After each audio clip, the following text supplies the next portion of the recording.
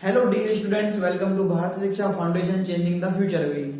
भारतीय शिक्षा फाउंडेशन फिर से लौट आया है पूरे एक साल बाद आप सबके लिए। कुछ पर्सनल रीजन थे जिनकी वजह से मैंने वीडियो बनाना बंद कर दिया था। भारतीय शिक्षा फाउंडेशन अब अच्छे अच्छे टॉपिक्स के साथ दोबारा से लौट आया आप सबके लिए। आप अपना पहला जैसा प्यार चैनल पर बनाए रखना, अपना प्यार हमको पहले जैसा देना, वीडियो को अपने दोस्तों से शेयर करना। जिन्होंने चैनल को सब्सक्राइब नहीं किया हुआ वो चैनल को सब्सक्राइब कर लेना, जिससे हमारी वीडियो की नोटिफिकेशन आप तक पहुंच जाए। चलिए शुरू करते हैं। जो आपका हमारा आज का टॉपिक रहेगा, आज का टॉपिक रहेंगे हमारे भारतीय राष्ट्रपिता महात्मा गांधी।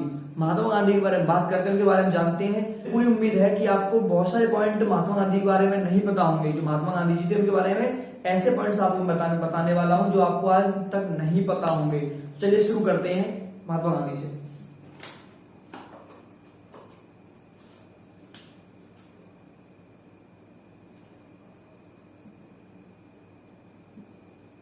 महात्मा गांधी।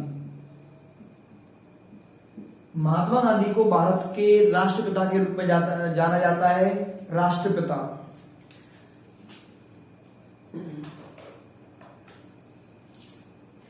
देखो उनका पूरा नाम है, मोस्टली सभी बच्चे जानते होंगे कि उनका नाम क्या है। उनका नाम है वो है आपका, शॉर्ट में बोलते हैं उनको महात्मा गांधी, लेकिन उनका पूरा नाम जो है वो है मोहनदास करमचंद गांधी। मोहनदास करमचंद गांधी। देखो उसमें क्या आपका जो उनका नाम था वो तो नाम उनका मोहनदास है, लेकिन गुजरात के अंदर परंपरा है कि जो गुजरात के जो व्यक्ति होते हैं अपने साथ अपने पिताजी का नाम भी जोड़ते हैं, तो उनका नाम हो गया आपका मोहनदास करमचंद गांधी। जो उनका जन्म हुआ था उनका 2 अक्टूबर 1869 में। 2 अक्टूबर 1869 में उनका जन्म हुआ था। जन्म कहां पर हुआ था? उनका जो जन्म हुआ था, जन्म उनका हुआ है पोरबंदर गांव में। जो पोरबंदर गांव है ये गुजरात राज्य के अंदर पड़ता है, अहमदाबाद में आपका पोरबंदर गांव में। कहां पर? गुजरात राज्य में। अब बात करते हैं उनके पिताजी। उनके पिताजी का क्या नाम था? उनके पिताजी का नाम था, पिताजी का नाम था उनका करमचंद गांधी। उनकी जो माताजी थी, उनकी माताजी का नाम क्या था आपका? मोस्टली बच्चों को पता होगा माताजी का नाम क्या था, पर लेकिन पूरा नाम क्या था माताजी का? माताजी नाम था पुतली बाई परनामी। पुतली बाई परनामी उनकी माताजी का पूरा नाम था। इसमें आपको एक इंटरेस्टिंग पॉइंट और बता देते हैं। जो उनके पिताजी थे वो पंसारी जाति से बिलोंग करते थे। जो महात्मा गांधी जी थे वो सनातन धर्म की पंसारी जाति से बिलोंग करते थे, और जो उनकी माताजी थी वो वैश्य समुदाय से बिलोंग करती थी। वो जो महात्मा गांधी जी की माताजी थी वो वैश्य समुदाय से बिलोंग करती थी, और जो उनके पिताजी थे वो पंसारी जाति से बिलोंग किया करते थे। उसमें क्या आपका जो महात्मा गांधी जी थे, महात्मा गांधी जी अपने पिता की चौथी पत्नी की संतान थे। मतलब कि महात्मा गांधी ने जो करमचंद गांधी जी थे, जो करमचंद गांधी की 4 शादियां हुई, उनमें जो चौथी पत्नी थी कौन सी आपकी? पुतली बाई परनामी। उस पुतली बाई परनामी के पुत्र थे महात्मा गांधी जी। अब महात्मा गांधी कितने भाई बहन थे आपके? महात्मा गांधी जो महात्मा गांधी जी उनके 2 भाई थे और एक बहन थी। मतलब कि जो महात्मा गांधी उनके पहले भाई थे इनके, वो थे लक्ष्मीदास, जो सबसे बड़े थे आपके। दूसरे नंबर पर उनकी आती थी बहन रलियत बहन। तीसरे नंबर पर उनके बाप के भाई आते थे उनके करसन दास, और खुद स्वयं आते थे चौथे नंबर पर मोहनदास। लेकिन गुजरात में परंपरा है पिताजी का नाम जोड़ने की, तो उनका नाम बन जाता है मोहनदास करमचंद गांधी। और उसमें महात्मा गांधी जी की प्रारंभिक शिक्षा हुई थी वो आपकी गुजरात में हुई थी, लेकिन उच्च शिक्षा प्राप्त करने के लिए महात्मा गांधी कहां चले गए? आपके इंग्लैंड में चले जाते हैं। अब इंग्लैंड में जाने से पहले महात्मा गांधी जी की शादी हो जाती है। महात्मा गांधी की शादी होती है आपकी 14 वर्ष की, 14 वर्ष की कस्तूरबा मकंजी से। ये 14 वर्ष की कस्तूरबा मकंजी कौन थी? महात्मा गांधी की पत्नी। उस समय महात्मा गांधी की जो उम्र थी वो केवल 13 वर्ष थी। 13 वर्ष की उम्र महात्मा गांधी जी थी, महात्मा गांधी जी की थी, और 14 वर्ष की उम्र उनकी पत्नी कस्तूरबा मकंजी की थी, जिनको प्यार से लोग बा भी बोलते थे। और जो उनकी शादी हुई थी वो बाल विवाह प्रथा पहले होती थी, उसके तहत उनकी शादी हुई थी। उसके बाद गांधी जी के 4 पुत्र हुए, चारों ही आपके, उनकी कोई बेटी नहीं थी उनकी गांधी जी की। चारों पुत्रों के जो नाम थे गांधी जी के, 4 पुत्र थे उनके गांधी जी के। 4 पुत्र जो सबसे बड़े थे उनके नाम था, उनका नाम था हरिलाल, दूसरे नाम था मणिलाल। जो उनके तीसरे पुत्र थे, उनके जो महात्मा गांधी जी के तीसरे पुत्र थे, उनका नाम था रामदास, और चौथे पुत्र का नाम था देवदास।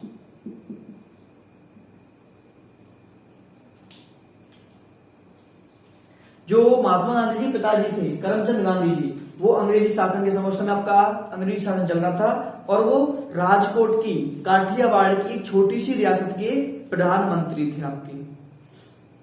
आगे ये तो हमने महात्मा गांधी जी के बारे में, उनकी पर्सनल लाइफ के बारे में जाना, उनके परिवार के बारे में जाना, उनके बारे में जाना।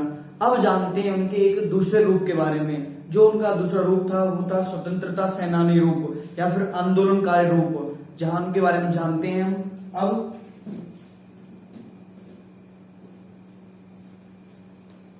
जो महात्मा गांधी जी थे आपके, महात्मा गांधी जी के जो आध्यात्मिक गुरु थे आपके, महात्मा गांधी जी के आध्यात्मिक गुरु थे आपके, जो आपके दक्षिण अफ्रीका जाने से पहले वो अपने आध्यात्मिक गुरु से मिले थे। वो उनके आध्यात्मिक गुरु का क्या नाम था? आध्यात्मिक गुरु का नाम, उनके आध्यात्मिक गुरु का नाम था राजचंद्र। राजचंद्र, जिनसे उनकी मुलाकात मुंबई में हुई थी 1891 में, और उसके बाद वो 1893 में वो आपके दक्षिण अफ्रीका चले जाते हैं। दक्षिण अफ्रीका क्यों जाते हैं वो दक्षिण अफ्रीका में? क्यों? भारत में जब का वो इंग्लैंड से पढ़ करके वकालत सीख करके बैरिस्टर बन करके भारत में आए, उन्होंने यहाँ पे वकील के रूप में कार्य किया, लेकिन वो सफलता नहीं मिली, वो एक अच्छे रूप से सफलता नहीं मिल पाई, इसलिए वो अफ्रीका चले गए। अफ्रीका भी एक क्या थी आपकी? अब्दुल्ला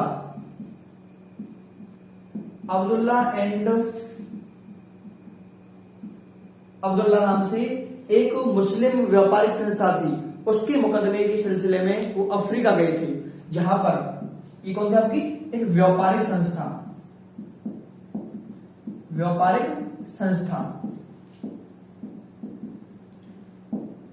कहां पे थे आपकी? इसके मुकदमे में गए थे आपके वो अफ्रीका, दक्षिण अफ्रीका। इसके मुकदमे के चक्कर में आपके सिलसिले में गए थे वो दक्षिण अफ्रीका, जहां पर उनको बहुत बड़े रूप में रंग भेद का सामना करना पड़ा। एक बड़े रंग भेद का सामना करना पड़ा, क्या जो उनका रंग था वो अलग था, दक्षिण अफ्रीका का अंदर रंग था अलग उनके, इसलिए वहां पे उनको रंग भेद का सामना करना पड़ा। कब गए थे अफ्रीका? वो अफ्रीका गए 1893 में। 1893 में महात्मा गांधी जी अफ्रीका चले जाते हैं। उसके बाद वहां पर उन्होंने 1906 में अफ्रीका के अंदर एक सत्याग्रह आंदोलन शुरू किया। वहां पे किसके लिए? अपने जो रंग भेद नीति थी वहां की, उसके खिलाफ आपका 1906 में एक सत्याग्रह नाम से एक आंदोलन शुरू किया। उससे पहले थोड़ी बात कर ले 1894 में, 1894 में जब उनको रंग भेद का सामना करना पड़ा था, 1893 में जब वो खुद गए थे वहां पे अफ्रीका गए थे, जब यहां पर उनको रंग भेद का सामना करना पड़ा था, इसीलिए उन्होंने 1894 में नेशनल इंडियन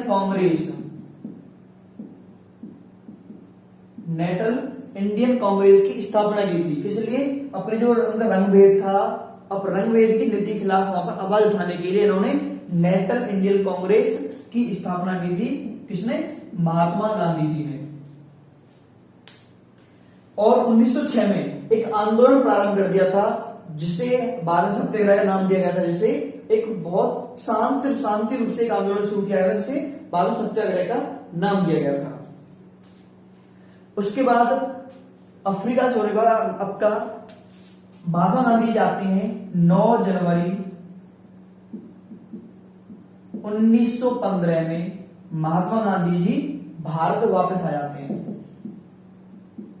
भारत वापस आ गए। भारत आकर उन्होंने वापस आए, उन्होंने देखा कि यहाँ पर जो अंग्रेज थे, अंग्रेजों ने भारतीय लोगों पर बहुत बुरी रूप से, बहुत बेकार रूप से शासन किया हुआ है। इससे वो बहुत ज्यादा आपके चिंतित हुए। इन्होंने जिस दिन वो भारत आए थे 9 जनवरी 1915 को आए थे, तो 9 जनवरी को जो भारत में मनाया जाता है प्रवासी दिवस, भारतीय प्रवासी दिवस मनाया जाता है 9 जनवरी को महात्मा गांधी के लौटने की खबर में। उसके बाद अब जानते हैं महात्मा गांधी के बारे में हम।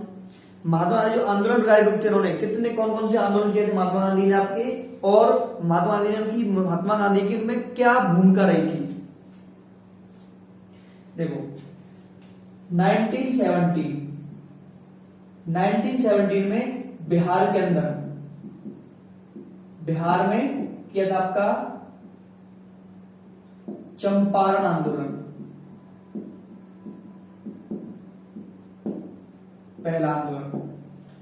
दूसरा आपका 1918 में गुजरात के अंदर खेड़ा आंदोलन, खेड़ा आंदोलन। 1918 में ही अहमदाबाद मील हड़ताल,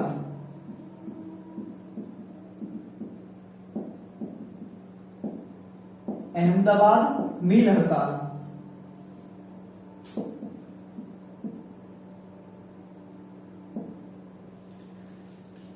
इनमें आपके 1917 बिहार में चंपारण आंदोलन आपका, 1918 में खेड़ा आंदोलन, 1918 में फिर से आपका अहमदाबाद मील हड़ताल आपकी। ये ऐसे आंदोलन है जिन पर महात्मा गांधी को भारत में लोग बहुत ज्यादा पसंद करने लगे, क्योंकि तीनों आंदोलन बड़े शांतिपूर्वक रूप से किए गए थे और तीनों ही आंदोलन सक्सेस रहे थे, उनके सफल रहे थे। और भारत में महात्मा गांधी जी को बहुत ज्यादा प्रसिद्धि मिल गई। भारत के लोग उनको बहुत अपना एक नेता मानने लगे। और उसके बाद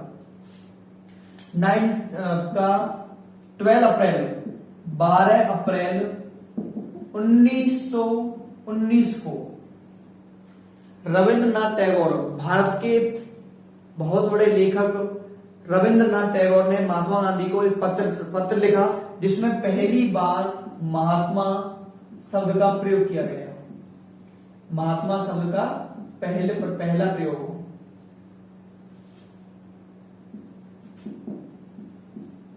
पहली बार प्रयोग कब किया था? 12 अप्रैल 1919 को महात्मा गांधी को पत्र लिखा रविंद्रनाथ टैगोर जी ने, जहां पर उन्होंने महात्मा शब्द का पहली बार प्रयोग किया था आपका। आगे अब जानते हैं महात्मा गांधी जी आपके 1920 में कांग्रेस के प्रमुख अध्यक्ष बन जाते हैं। 1920 में कांग्रेस के प्रमुख अध्यक्ष चुन लिए जाते हैं महात्मा गांधी जी, कांग्रेस के प्रमुख अध्यक्ष चुने जाते हैं। और जो आंदोलन भारत में किए थे महात्मा गांधी ने, सारे सक्सेस रहे थे, सारे सफल रहे थे। और भारतीयों के अंदर स्वतंत्रता को लेकर के, अपनी स्वतंत्रता को लेकर के जो बीज बोया, सबसे पहले आपका महात्मा गांधी के द्वारा ही बोया गया था। फिर महात्मा गांधी ने ऐसी अलग जगाई थी जिससे भारतीय लोगों को लगा कि तो हमें स्वतंत्रता चाहिए। उसके बाद आपका उनका एक आंदोलन था पूना पैक्ट, जहां पर उन्होंने डॉक्टर BR अम्बेडकर को भी मजबूरन झुकने को मजबूर कर दिया था। उनका ऐसा आंदोलन था, वो उनका ऐसा पूना पैक्ट किया। उन्होंने एक ऐसा अनशन ले लिया था जहां पर उन्होंने डॉक्टर BR अम्बेडकर को, डॉक्टर भीमराव अम्बेडकर जी को भी झुकने को मजबूर कर दिया था। पूना पैक्ट उनका बहुत ही प्रसिद्ध रहा है आपका। देखो इन सब जो कि जितने हमारे आंदोलन वगैरह है, महात्मा गांधी जो आंदोलन है उन सब के लिए कि मैं अलग इंडिविजुअल वीडियो लाऊंगा जहां पर उनके सारे आंदोलन में क्या क्या उन्होंने क्या क्या किया था, क्या क्या मांग की गई थी, उन्होंने क्या शर्त रख गई थी, किस तरीके से आंदोलन किए थे उन्होंने, सारी चीजें आपको डिटेल से मैं बताऊंगा। मैं आपको पूना पैक्ट के बारे में अच्छे से समझाऊंगा नेक्स्ट एक कोई इंडिविजुअल वीडियो में आपको मैं। आगे आप महात्मा गांधी को जानते हैं। भारतीय स्वतंत्रता में सबसे प्रमुख रूप जो माना जाता है महात्मा गांधी जी का माना जाता है, क्योंकि महात्मा गांधी जी को सब लोग आदर्शवादी लोग कहते थे। उसके बाद आपका एक वाक्य है 4 जून 1944 को भारत के वीर सेनानी आपका सुभाष चंद्र बोस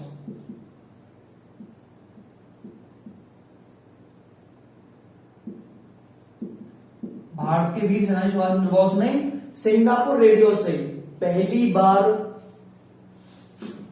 राष्ट्रपिता नाम का उद्घोष किया उनके रूप में।